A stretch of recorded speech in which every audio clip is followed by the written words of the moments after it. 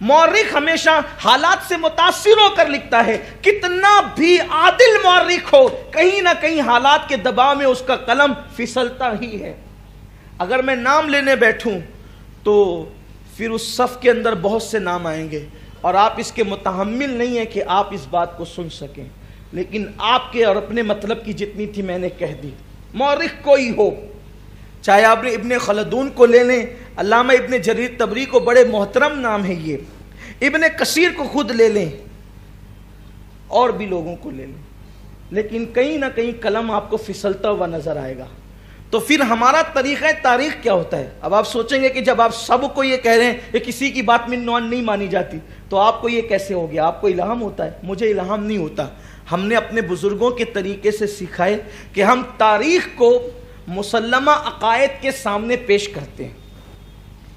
ہم تاریخ کو یا کوئی بھی واقعہ ہماری نظروں کے سامنے آئے، ہم اس کو مسلمات کے سامنے، عقائد و نظریات جو ہیں جس میں کوئی شک و شبہ نہیں، اس کے سامنے پیش کرتے ہیں۔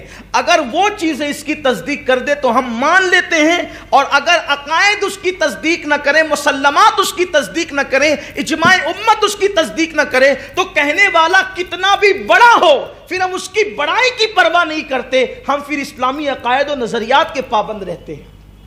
تاریخ کے اندر اصحاب رسول کے بارے میں، ازواج رسول کے بارے میں، بنات رسول کے بارے میں، اور حضور علیہ السلام کے خلفاء کے بارے میں، حضور کی اہل بیت کے بارے میں، تاریخ جہاں جہاں بھی بے اعتدالی کی باتیں کرتی ہے ہم اس کو جوتے کی نوک میں رکھتے ہیں، چاہے بولنے والا کتنا بڑا ہو، اس لیے کہ ہمارا یہ نظریہ ہے، ہم تاریخ پر ایمان نہیں لائے، ہم قرآن اور حدیث پر ایمان لائے ہیں۔ آج کل جو نوجوان چھوکرے جن کو کچھ پتہ نہیں ہے،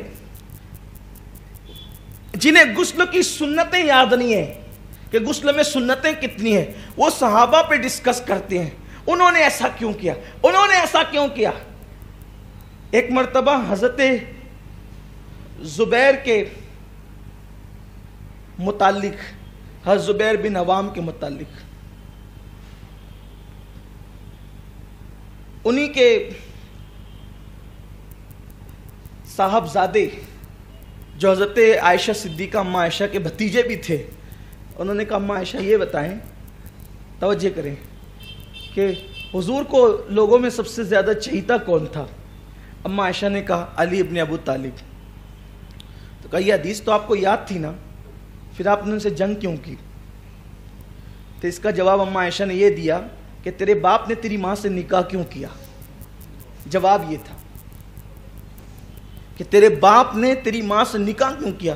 انہوں نے جواب دیا کہ پڑھے لکھے تھے وہ بھی، کہنے لگے ام المومنین، اس لیے کہ اللہ نے ان کی تقدیر میں لکھا تھا، یہ قدرت کے فیصلے تھے، اس لیے میرے باپ نے میری ماں سے نکاح کیا۔ اماں عائشہ صدیقہ نے کہا یہ بھی تقدیر کے فیصلے تھے۔ اس وقت سب بھلا دیا گیا تھا، نظروں سے اوجھل ہو گئی تھی باتیں۔ تو بات یہ کرنے چلا تھا تمہید کے طور پہ کہ ہم تاریخ کو منوان نہیں مانتے۔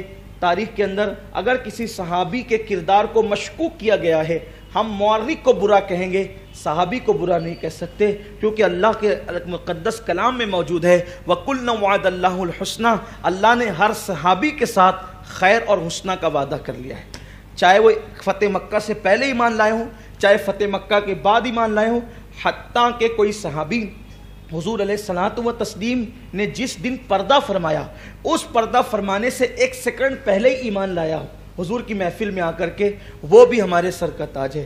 ان کے متعلق بولنا تو کیا ہم سوچ بھی نہیں سکتے۔ یہ تمہید ہمیں یاد رکھنا چاہیے۔ آج کل جو سوشل میڈیا کا دور ہے، اس پر ہر چیزیں اب آ گئی ہے، علم عام ہو گیا ہے، علم اوپن ہو گیا ہے، جزدان سے نکل کر اور اوراق سے نکل کر علم اب سوشل میڈیا پر آ گیا ہے، اور جس کو دیکھو اسکالر اسکالر اسکالر۔ وہ کیا اسکالر بنتے ہیں جنہیں کچھ مبادیات نہیں پتہ، اسلام کی عقائد و نظریات نہیں پتہ، لے کر بیٹھ گئے کتابیں، یہ صفحہ نمبر، یہ کتاب، یہ ایسا یہ ویسا، اس کو پتہ نہیں جس کی کتاب پڑھ رہا ہے اس کا کردار کیا ہے، اس کو پتہ نہیں جن صحابہ پر تو ڈسکس کرے تیری اوقات ہے۔ ارے صحابی اس ذات کا نام ہے کہ روح زمین پر انبیاء کے بعد اللہ نے کوئی ایسی مخلوق پیدا ہی نہیں کی۔